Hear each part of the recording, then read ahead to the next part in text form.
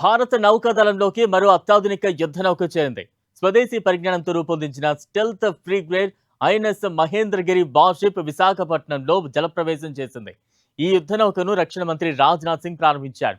అత్యాధునిక స్టెల్త్ ఫీచర్లు, రాడార్ కు సులభంగా చిక్కని సాంకేతికత, గాల్లోకి ఉపరితలంపైకి ప్రయోగించే క్షిపణి వ్యవస్థలు, అత్యాధునిక యాంటీ సబ్మరైన్ వార్ఫేర్ సామర్థ్యాలు ఈ యుద్ధ నౌక సొంతం.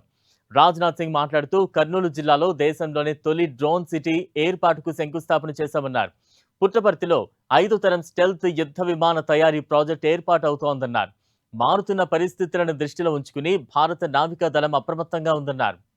బ్రహ్మోస్ క్రూయిజ్ క్షిపణులు, 76 నేవల్ గన్, ట్రిపుల్ టోర్పిడో, వరుణాస్త్రలు, రాకెట్ లాంచర్లు, 2 ధ్రువ్ సీకింగ్ హెలికాప్టర్లు వంటి ఆయుధ సంపత్తి కలిగి ఉంటుంది ఈ ఐఎన్ఎస్ మహేంద్రగిరి.